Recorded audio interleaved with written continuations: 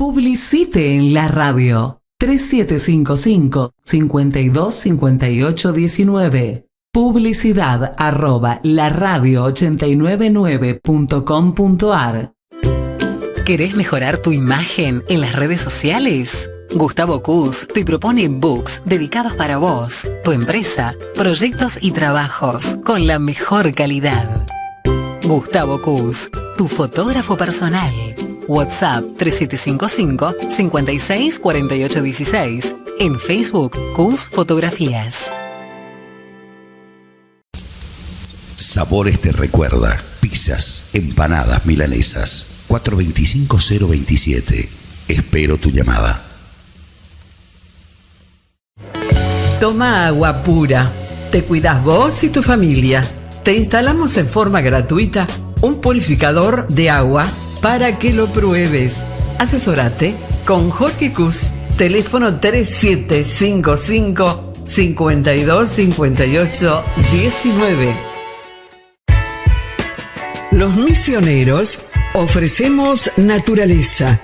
Desde la zona centro, la voz de la radio 89.9.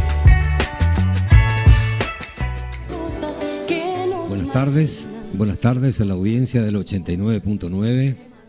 Hoy estamos nuevamente con nuestro programa HDH, allá está la cámara, que quiere decir Hablemos de Historia. Hoy tengo una compañera nueva, una doctora que trabaja en la oficina que era mía, no es mi socia, alquila la oficina y trabaja ella.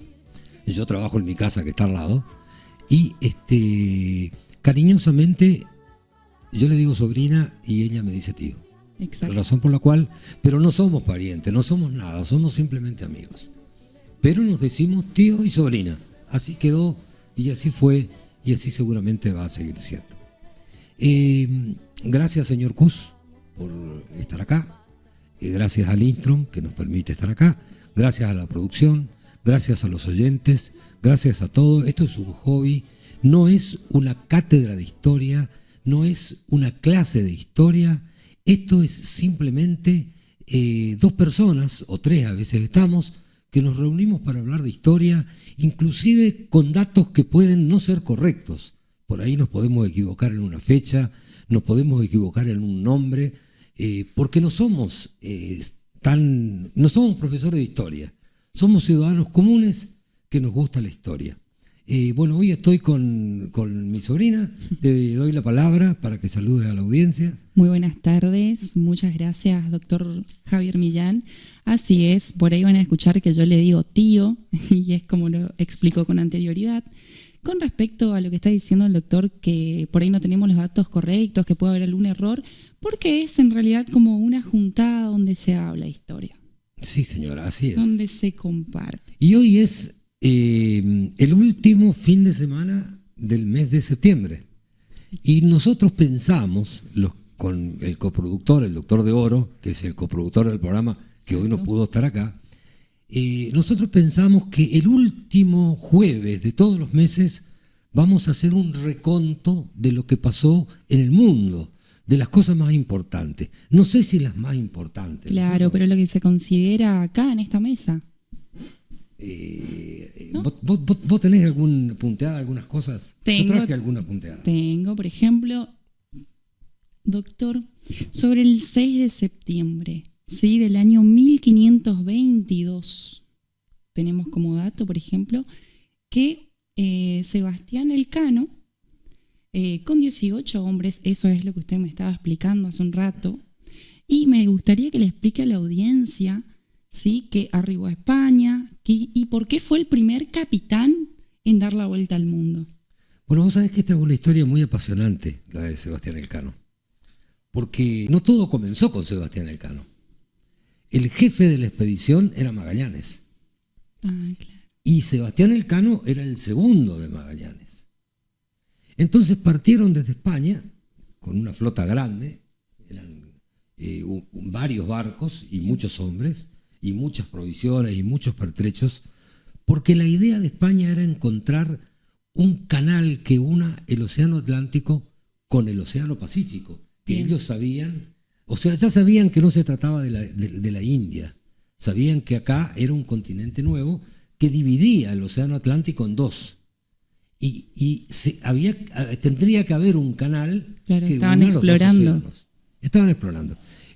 Con esa misión vino Gaboto, Sebastián Gaboto primero, entró al Río de la Plata, después entró Solís al Río de la Plata. Claro, entraban a... Después vino Mendoza al Río de la Plata pensando que el canal era el Río de la Plata. Pero cuando se dieron cuenta que no, que era un simple río, grande, pero río al fin, Sí. que no conectaba los dos océanos, Magallanes tuvo la idea de seguir hacia el sur con una expedición preparada para ello y llegar hasta lo que hoy es nuestra Patagonia, lo que hoy es Tierra del Fuego. Justamente la expedición de Magallanes le bautizó Tierra del Fuego a esa isla, y llegaron hasta el estrecho de Magallanes. Llegaron a cruzar el océano, del Océano Atlántico al Océano Pacífico, que te cuento que es uno de los lugares más peligrosos del mundo Sí, sí. en la navegación. Sí, eso me habías explicado en su momento. Y también me habías tirado un dato muy importante de por qué se llama Tierra del Fuego. Claro, porque resulta ser que desde los barcos se veían en la isla las fogatas de los Exacto. indios, que tenían leña en cantidad y tenían frío. Y frío, claro, Entonces, exactamente. hacían fogatas, y en esas fogatas se veían de lejos, y entonces la tripulación de Magallanes le llamó a la isla Tierra del Fuego. Muy bien. Pero lo más lindo, ¿sabes qué es? Que estando en el estrecho de Magallanes, cruzando al mar, al Océano Pacífico, hubo un motín. Muchos españoles, ya sin comida, ya sin nada y con el miedo al mar, Nerviosos y el olas miedo. de 7, 8 metros, querían volver. ¿Y sabés qué hizo Magallanes? Dijo, bueno, muchachos, todos los que quieren volver, que vuelvan. Y los que quieren seguir conmigo, Siguen. seguimos. Y volvieron 2 naves, al mando de un capitán llamado Esteban Gómez, por miedo a seguir. Claro, claro. Y cuando volvieron, ¿qué descubrieron? Las Islas Malvinas. Las Islas Malvinas que están ahí en el camino. Que cuando pasaron de ida, no las vieron. Claro. Las vio Gómez cuando volvía a España, con la autorización de Magallanes. Por eso las Islas Malvinas son españolas. Y si fueron españolas, pertenecieron al Virreinato del Río de la Plata. Y si pertenecieron al Virreinato del Río de la Plata, necesariamente son argentinas. Exactamente. Un saludo a los excombatientes que por ahí nos están escuchando, o familiares de excombatientes. La guerra nos conmueve a todos, ¿no?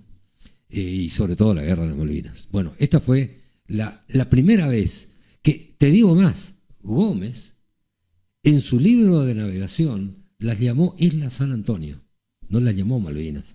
Después se comenzaron a llamar Malvinas por otras circunstancias que te voy Por a otras razones. Bien. Y Magallanes siguió viaje. Claro, Sabía. claro, sí, nos perdimos ahí en la historia, sí. Siguió viaje. Gómez vuelve, pero Magallanes Claro, sigue. sigue. Y cuando llega a lo que hoy es Filipinas, Sí.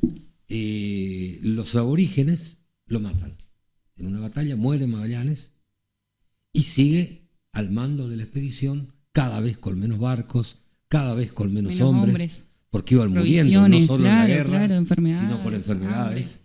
Iban muriendo, iban muriendo y bueno, Sebastián Elcano siguió solo y llegó en septiembre de 1522 solamente con 18 hombres y una nave, se llamaba la Victoria, una nao como le llamaban ellos. En aquel momento. sí. Llegó al puerto de Cádiz con toda la gloria de haber sido el primer capitán que dio la vuelta al mundo.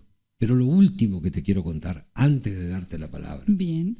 cuando yo te dije que llegaron a Filipinas y ahí murió Sí. Magallanes, te quiero contar que Filipinas, por esa razón, fue parte del Imperio Español.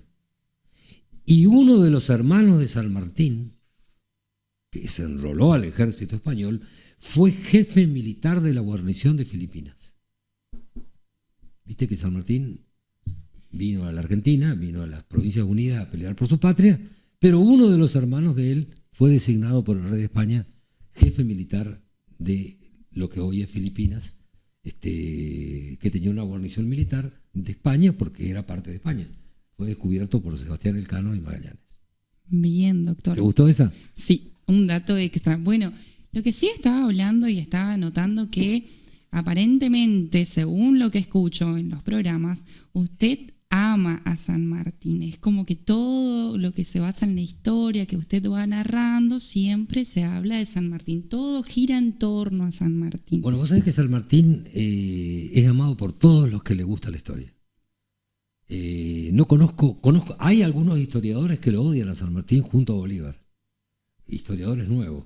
Entre ellos Pablo Victoria de España. He leído, sí. Es un señor historiador que él habla de los revolucionarios como delincuentes. Sí, he leído. Al que más se refiere es a Bolívar, pero también le toca a San Martín. Es como una moda, sí, que están en contra de. Sí, lo que pasa es que San Martín es amado por quienes nos gusta la historia, por su conducta. San Martín ha tenido una conducta intachable. Claro, sí, que usted... No sé si con esto respondo tu pregunta. Era un hombre que tenía el honor y la honestidad y la entrega a la patria sin ningún condicionamiento. Claro, sí, todo correcto, todo en regla, en educar a su ejército también como corresponde. ¿Por qué me decías lo de San Martín? Y porque también en septiembre nace el amigo, ¿sí? Juan Luis Beltrán, ¿sí? Que es quien ayudó a San Martín en realidad. Claro, yo te dije eso, que había ayudado a San Martín.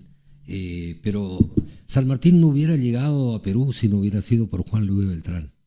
Vos sabés que era cura y como era un autodidacta y le gustaban los explosivos y le gustaban los cañones y las balas y todo lo que sea artillería. Se dedicaba a eso, aprendió solo. Mirá vos. Y San Martín confió en él como jefe de la fábrica militar en el Plumerillo, en Mendoza.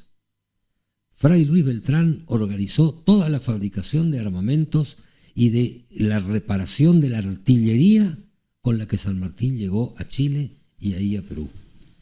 Y no era solamente eso. Bueno, estamos hablando, porque me olvidé la fecha del año aproximado de 1784. Nació. Sí, nace. Claro. Cuando San Martín se instala en Mendoza, en el Plumerillo, preparando el ejército de los Andes para cruzar a Chile, el as de todo el mazo, la persona más importante en todo ese engranaje que armó San Martín, una de las más importantes fue Juan Luis Beltrán. Y bueno, Juan Luis Beltrán fabricó la artillería con la que San Martín cruzó, como te dije. Bien. Y esa artillería de Juan Luis Beltrán cruzó a Chile en la columna comandada por las Heras. Porque San Martín cruzó en 4 columnas. Sí, me habías contado. Una al mando de Soler, otra al mando de las Heras, y la tercera más importante al mando de él, que cruzó por San Juan, no por Mendoza, y una cuarta columna donde cruzó la parte secundaria del ejército. Pero cuando cruzan a Chile, son sorprendidos por los españoles en la batalla de Cancha Rayada, que fue una derrota para San Martín, para las armas de la patria, para el ejército del norte. Y el que organizó de vuelta la artillería junto a las Heras fue Juan Luis Beltrán, que una vez más le tocó el papel más feo, que era juntar los retazos de la artillería que quedaba para volver a enfrentar al enemigo, como ocurrió y fue vencido en Maipú. Sí, por eso lo admiro a San Martín y por eso lo admiro a Fray Luis Beltrán. Muy bien. Bueno, doctor, siguiendo el hilo de San Martín, también en septiembre de 1812 se casa San Martín, ¿sí? Con Remedios de Escalada. ¿Tenías algo para contarnos, alguna anécdota, algo que...? Y bueno, lo que puedo contarte que te puede llegar a gustar es que... ¿Algún dato de ese casamiento? Fíjate lo que te voy a contar, mirá, lo que voy a contar a los oyentes, ¿no? Claro. Te voy a contar que San Martín, cuando llega a Buenos Aires y se casa con Remedios de Escalada. Remedios era la hija de el señor Escalada, que era un comerciante muy acaudalado en Buenos Aires, de las personas más ricas de Buenos Aires. De ese momento, con muchas propiedades, con muchas estancias, con muchos esclavos. Y bueno, San Martín se enamoró de esa mujer, era algunos años más joven que él, y sobre todo ella se enamoró de él. Pero inmediatamente después, San Martín recibe la orden de organizar los granaderos. Y bueno, organiza los granaderos y estuvieron en Buenos Aires.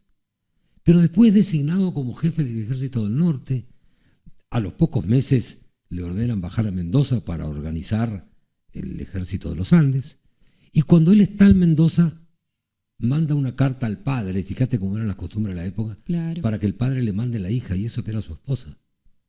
Y Remedio de Escalada es enviada a Mendoza, y ahí vivieron los pocos años que vivieron juntos. Exactamente. Bueno, ¿qué te quiero contar? La bodega Navarro Correa, fundada por el padre de Dolores Correa, llegó a ser una de las bodegas más grandes. Hoy es uno de los mejores vinos de Navarro Correa. Y todos los años la bodega Navarro Correa lanza un vino, una promoción de vinos limitada, que se llama Dolores. Si te vas al supermercado, vamos a tener que comprar. Sí, yo tengo en mi casa, siempre tengo botellas de Dolores, que justamente es un vino que lanza la bodega Navarro Correa en honor a Dolores Correa, esposa del general Lavalle. Y así lo dice en la etiqueta. Te juro que es absolutamente... Vamos a tener que comprar para las juntas. Así tenemos una junta. Aparte es un buen vino. Es un buen vino, ¿no es cierto? Yo creo que si la producción me está haciendo señas, yo creería que podemos ir a un tema musical primero, antes de seguir con la segunda parte del programa. Ahí me hacen señas que sí. Sí. En un ratito nos volvemos a encontrar con la audiencia. Publicite en la radio. 3755-525819. Milanesas. Sabores. Chubut 31. Toma agua pura. Te cuidas vos y tu familia. Te instalamos en forma gratuita un purificador de agua para que lo pruebes. Asesorate con Jorge Cus. Teléfono 3755-525819. ¿Querés mejorar tu imagen en las redes sociales? Gustavo Cus te propone books dedicados para vos, tu empresa, proyectos y trabajos con la mejor calidad. Gustavo Cus, tu fotógrafo personal. WhatsApp 3755-564816. En Facebook, Cus Fotografías. Bueno, vamos a seguir con las fechas de septiembre acá con el doctor Millán. Y tengo una pregunta, tío, para consultarte. ¿Por qué notaste en nuestro mapita de charla sobre Viró? Sí, ¿dónde está? ¿Dónde noté? Sí, que nació en Hungría. Que nació en Hungría, bueno. 1899. Vos sabés que Viró nació en Hungría, en un país de la Europa oriental, Europa del Este, como se le llama. Me acordé. Pero se radicó en Argentina. ¿Y qué inventó Viró? ¿Qué puede haber inventado Viró para ¿Por ser qué es tan importante en esta lista? Importante? A ver, algo que se usa todos los días. Algo que se usa todos los días. Todas las personas en todos los lugares del mundo. Exactamente. Viró inventó la virome. La virome. Muy bien. Por eso se llama virome. Exacto. Gracias a su inventor. La disputa en los colegios siempre es si se dice bolígrafo o si se dice virome. Bueno, se puede decir de las dos maneras porque en honor a Viró se le dice virome. Exacto. Y bolígrafo porque justamente el invento de Viró radicó en que el lápiz, ese lápiz, especie de lápiz, tiene una bolita en la punta que ataja la tinta y que va dejando caer la tinta en pequeñas cantidades a medida que vos le vas moviendo en el papel y le vas haciendo el trazo. Claro. Entonces se le puede llamar bolígrafo o se le puede llamar virome. Pero vos me habías preguntado algo de la guerra. Yo no anoté, de la guerra tenemos, de 1945, septiembre de 1945, sobre la rendición de Japón. Claro, en septiembre de 1945 se rinde Japón. Sí, en la Segunda Guerra Mundial. ¿Y qué me querías preguntar? Te quería preguntar, ¿por qué seguía la guerra? Sí, en ese momento Alemania ya se había rendido, digamos, ¿sí? Hitler Sí, ya se Alemania había suicidado. se había rendido en abril de ese año, se había suicidado Hitler, Exacto. efectivamente. Exacto. ¿Y por qué seguía la guerra? Bueno, porque eran 3 países aliados. La guerra mundial llevó a que se formen grupos de países. Alemania, Italia y Japón eran un grupo llamado la Fuerza del Eje. Bien. Y Inglaterra, Estados Unidos, Francia y muchos de los países del mundo formaban lo que sería la Fuerza de la Libertad. La Fuerza de la Libertad. Bueno, la Alianza de la Libertad se llamó porque a la historia le escriben los que ganan, como dice la canción. Exacto. Entonces, El manejo de la información. el primero que murió fue Mussolini, cuando Italia fue tomada por el ejército norteamericano y los ingleses y franceses. Y resulta ser que el segundo en rendirse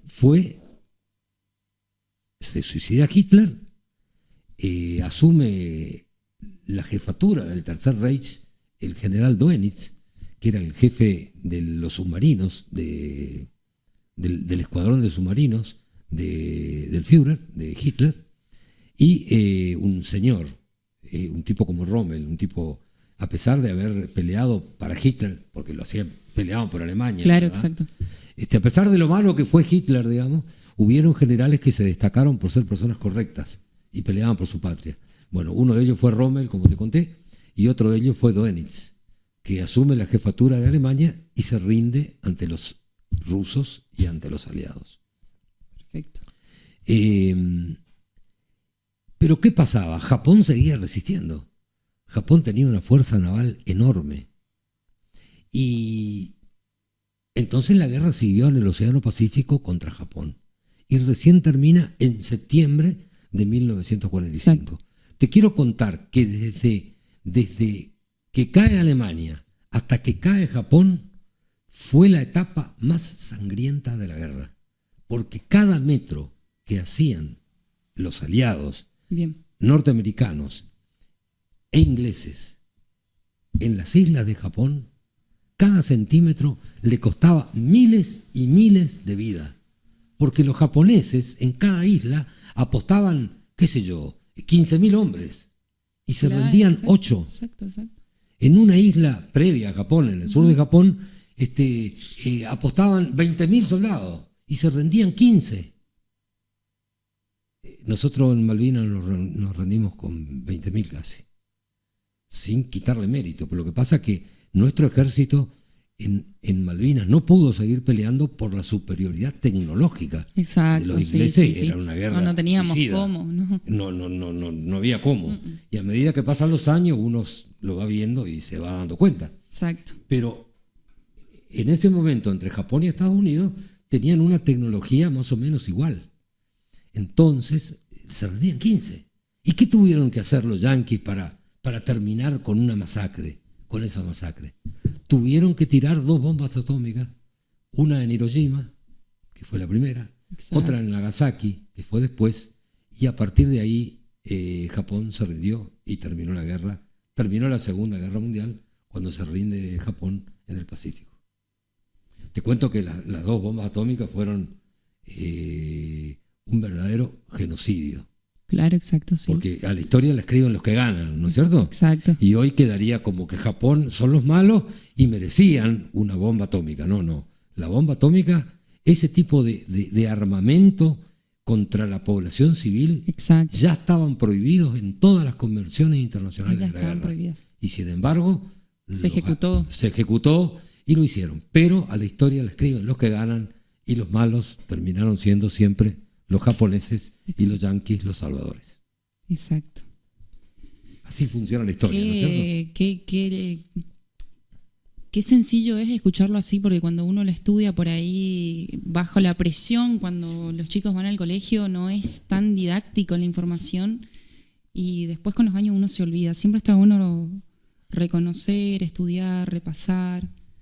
Porque, bueno, los chicos del colegio siempre tienen estas preguntas. Lo lindo de la historia es contarla como un cuentito. Exacto, sí, así se graba. Por eso lo digo, aunque nos equivoquemos en el cuentito, tratamos en datos, en nombres, en fechas, en nombre de barcos, en lugares, etcétera, tratamos de dar una cronología, porque una vez que entendés la cronología, la historia te comienza a gustar. Claro, empezás a entender. El tema cuando vos escuchás un cuento y no sabés en qué parte de la escalera va. Exacto, exactamente. Es lo que yo por ahí te digo siempre. Bueno, cerrando este tema, vamos a hablar de Freud, ¿sí? Que en el año 1939 puede ser que murió. ¿Sí? Bueno, Freud muere en 1939, justamente el año que comienza la Segunda Guerra Mundial. Con la invasión de Alemania a Polonia, comienza la Segunda Guerra Mundial. Y en septiembre muere Sigmund Freud. ¿Por qué te anoté la muerte de Sigmund Freud como algo Importantísimo. importantísimo? Sí. Porque Sigmund Freud, judío, tuvo que huir de Alemania, bien, de Europa, por eso muere en Inglaterra, fíjate vos, con la persecución nazi. Pero fue un científico. Si me escucha la doctora Cabut, se va a enojar conmigo. Bueno. Y seguramente va a decir: Millán está hablando estupideces. Pero es que es difícil contar para nosotros que no somos. Exacto, sí, no es nuestra carrera. ¿Quién es Sigmund Freud? Sigmund Freud se lo llama el padre del psicoanálisis, porque fue el psiquiatra que le dio a la interrogación, cuando el paciente te cuenta lo que le sale y te cuenta la verdad. Claro. Y te cuenta la verdad, el médico puede ir analizando qué hay en el subconsciente de ese paciente y puede ayudar a sanarlo. Porque muchas veces contando se sana. Exacto, no te olvides que ese es el fundamento hablarlo. de la profesión. Sí, igual los psicólogos muchas veces te dan ahora la tarea de escribirlo. También. Escribir. En tanto y en cuanto vos cuentes la verdad. Que salga, sí, que salga del alma. Si vos empezás a dividir qué le puedo contar al médico y qué no. Por supuesto que podés llegar a tener un diagnóstico errado. Bueno, Sigmund Freud fue el creador del psicoanálisis. Y a él le interesaron mucho dos cosas. Bueno, fue el que describió el complejo de Edipo, como el hijo varón que se enamora de su madre y la hija mujer que se enamora de su padre. Y eso después trae conflictos con las demás parejas. Claro, justamente eso es lo que te quería contar.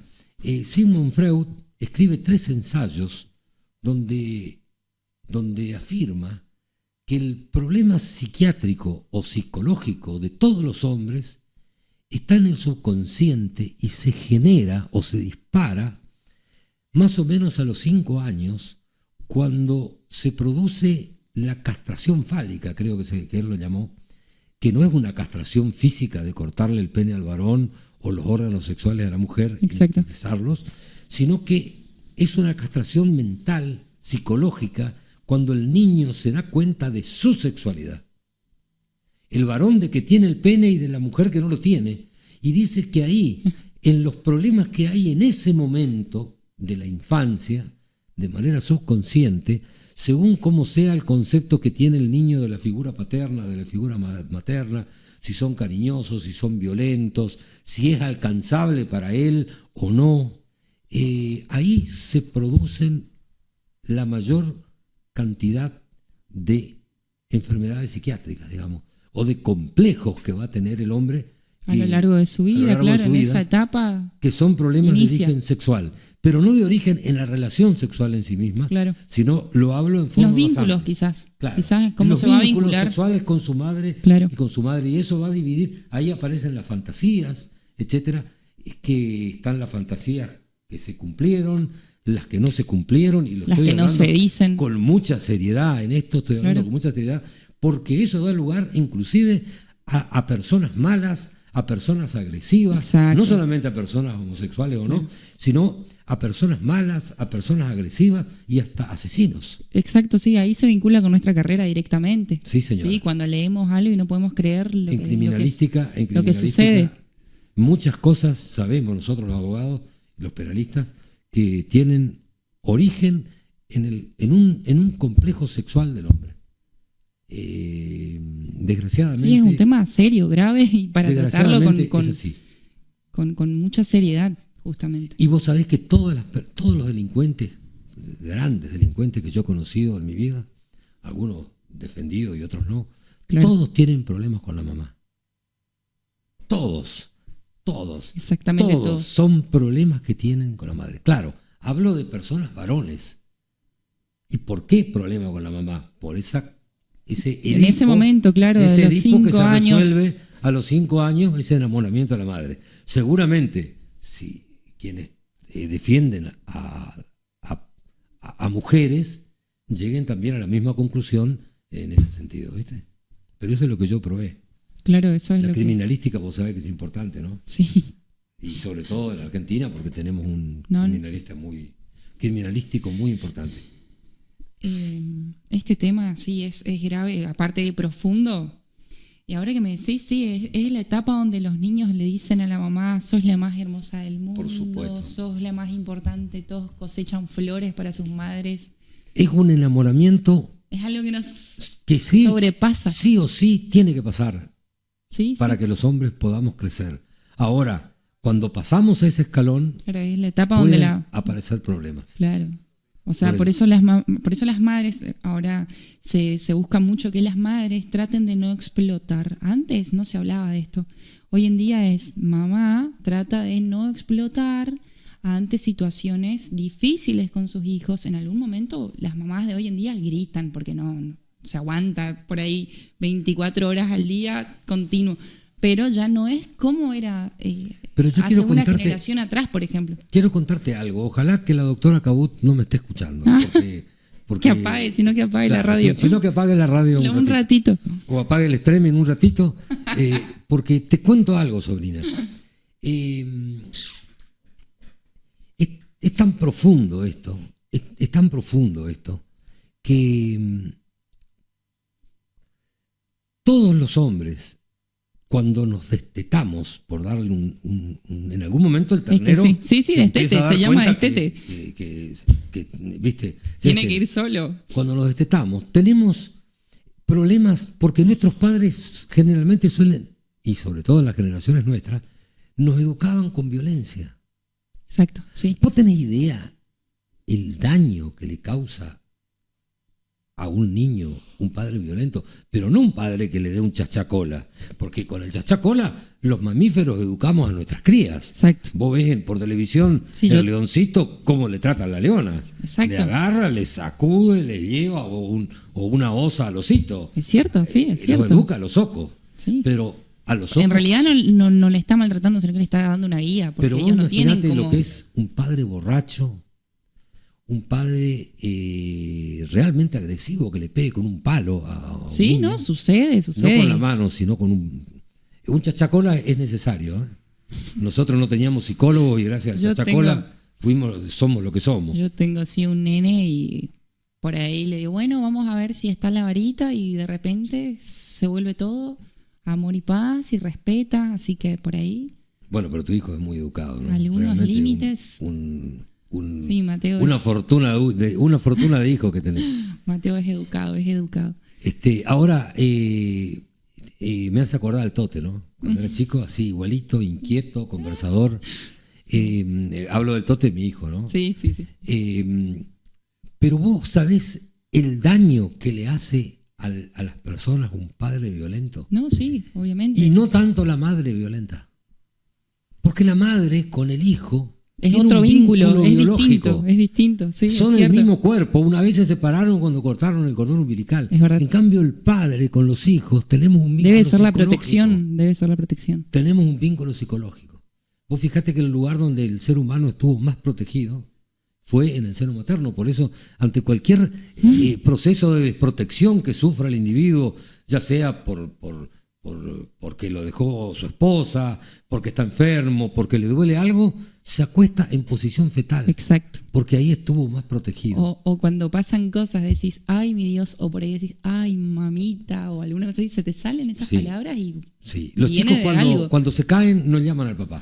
Mami, Mamá, ¿viste? Así, mami, cortito, mami, dame un sencillo. beso acá. Bueno, con esto quiero explicar lo que yo he visto en la profesión Exacto.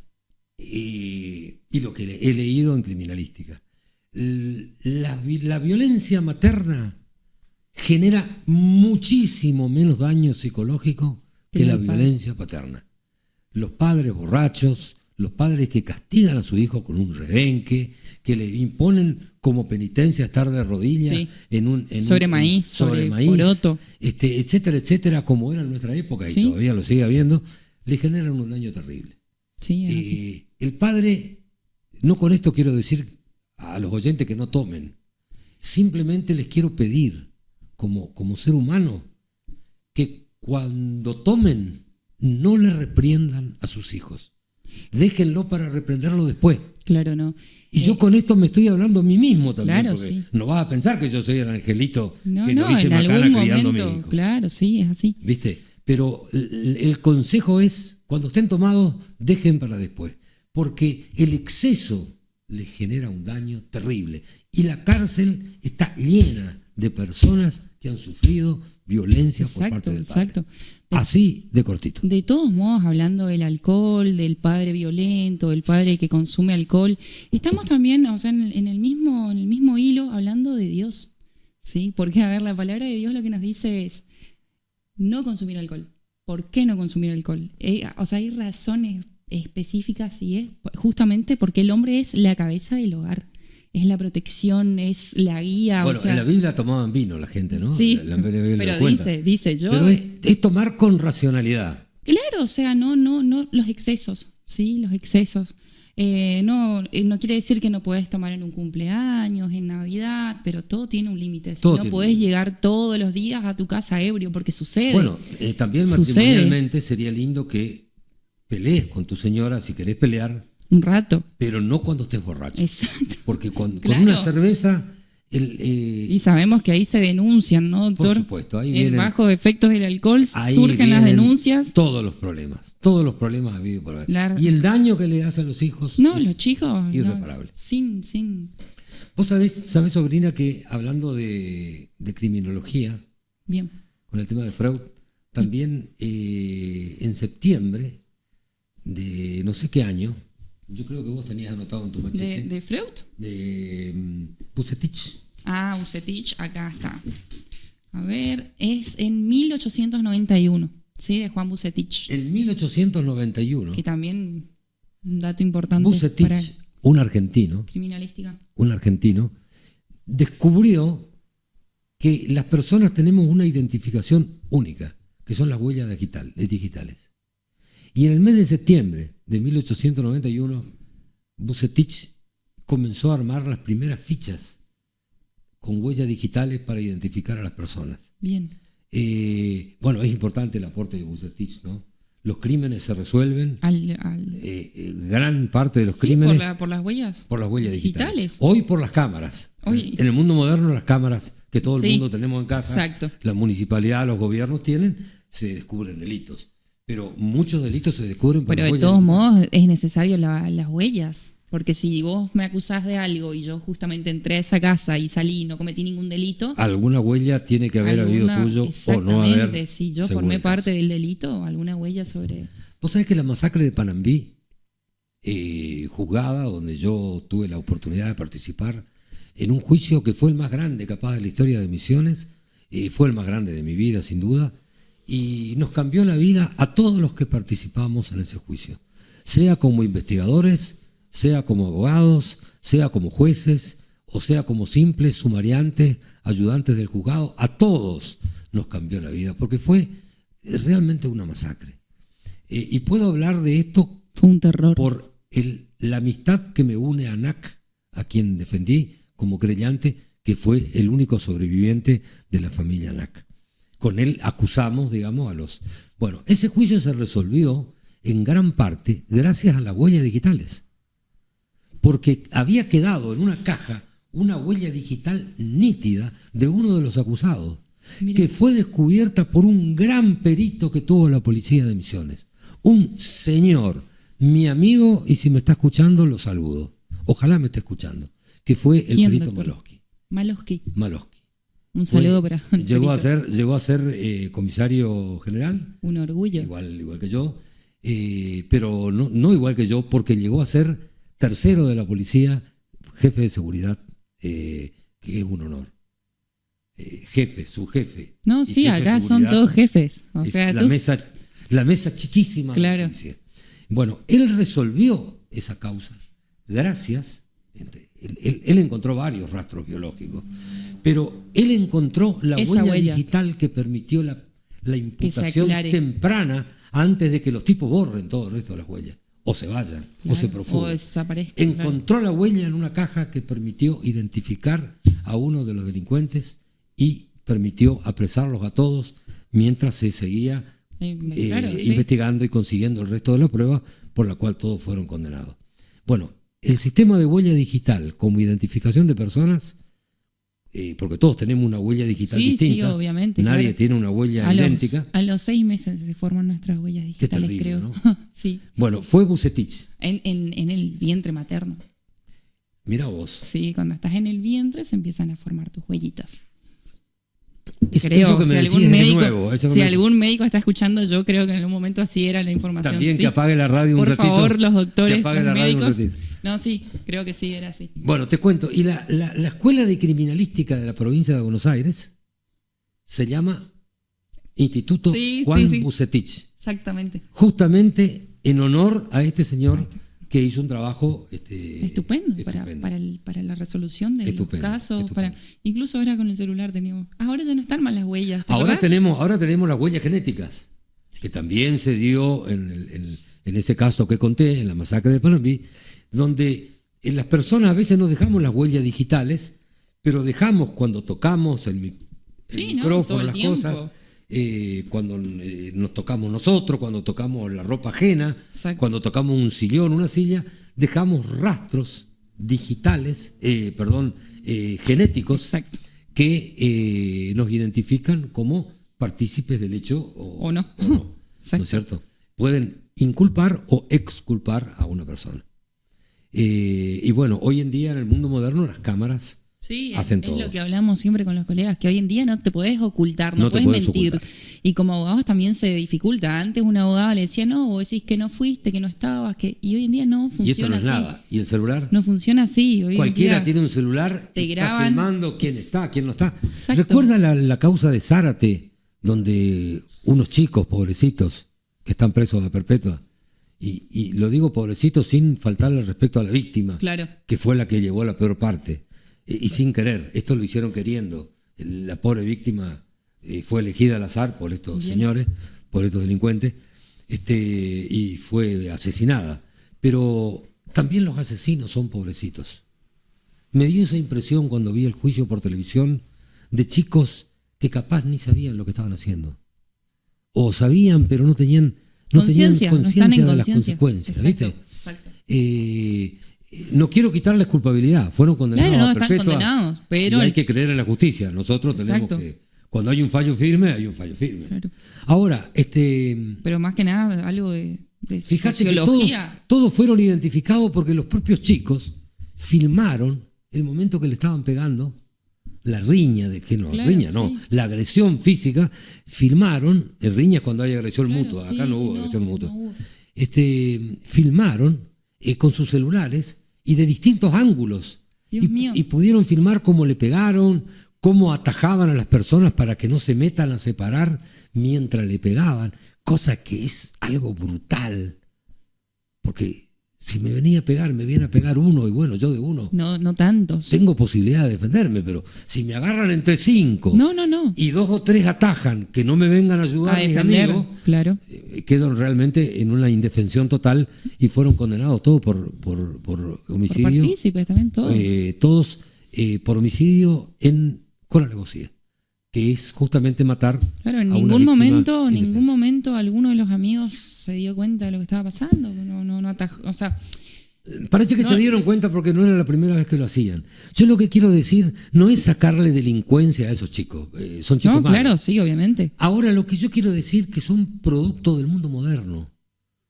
Porque fíjate que en nuestra época, cuando nosotros llevábamos una notita de la maestra olvídate, que arrancaban las hojas y tiraban en el camino. Volvemos a Freud, nos pegaban una chancleteada que nunca más. Usted va a respetar a la maestra. Exacto. Primero tiene razón la maestra, después usted. ¿Sabe? Primero tiene razón el policía, después usted. Exacto. ¿Sabes? Y estos chicos fueron criados, interpreto yo.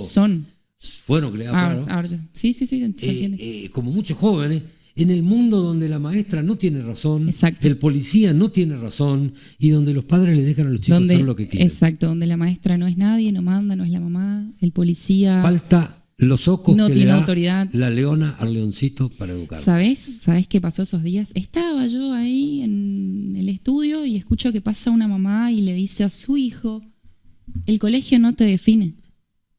Entonces, el colegio no te define, una nota no te define. Si bien, a ver, no te define, pero no le puedes dejar la libertad a tu hijo de que no haga nada, de que no tenga ninguna responsabilidad yendo al colegio. Sin duda. Yo creo, te vuelvo a repetir, que el mundo de padres amigos. Lo mismo la ropa no te define. A ver, no estoy de acuerdo por ahí en algunos puntos, pero sabemos los abogados que la vestimenta a nosotros sí nos define. El Tote tiene 35 o 36 años, mira, me tendría que hacer la cuenta. Pero él no es mi amigo. Él es mi hijo. Es que es así, supuestamente Él no es es mi así. amigo. Vos no sos amigo o mejor amigo de tus hijos. Hace 2 o 3 meses. Venís para guiarlos. Hace 2 o 3 meses le llamé por teléfono y fue la primera vez que tuve con él una conversación en donde le advertí que íbamos a hablar de igual a igual, porque yo quería hacerle algunas confesiones de mi vida particular. Claro. Y quería pedir el consejo de mi hijo.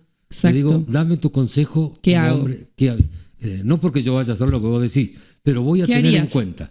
Fue la primera vez que le hablé de igual a igual. Estos chicos son producto de padres ausentes, porque hoy trabaja la madre. Están todo el día con la televisión, con el celular. Están todo el día con la televisión, mirando escenas de violencia. Los padres cuando vienen del trabajo cansados no le quieren dar el chachacola porque capaz ya pasó el momento también. Exacto. Y tienen culpa, claro. La leona le da el sacudón al leoncito en el momento preciso. Exacto, en ese momento. Y bueno, señores, la hora es esclava. Ha sido un gusto que nos hayan escuchado. Para los que nos vieron por streaming, ha sido un gusto que nos vean por streaming. A Cus, a Lindstrom, a la producción que nos permite estar acá, a los auspiciantes que nos permiten estar acá en este programa HDH, Hablemos de Historia, que hoy hicimos con quien les habla, Javier Millán, con la doctora Schatz, con quien nos decimos recíprocamente sobrina y tío, ya lo saben. Y ha sido un gusto haber estado con ustedes hablando de historia en esta horita todos los jueves. Muchas gracias. Muchas gracias. Publicite en la radio 3755-525819. Milanesas. Sabores. Chubut 31. Toma agua pura. Te cuidas vos y tu familia. Te instalamos en forma gratuita un purificador de agua para que lo pruebes. Asesórate con Jorge Cus. Teléfono 3755-525819. ¿Querés mejorar tu imagen en las redes sociales? Gustavo Cus te propone books dedicados para vos, tu empresa, proyectos y trabajos con la mejor calidad. Gustavo Cus, tu fotógrafo personal. WhatsApp 3755 564816. En Facebook, Cus Fotografías.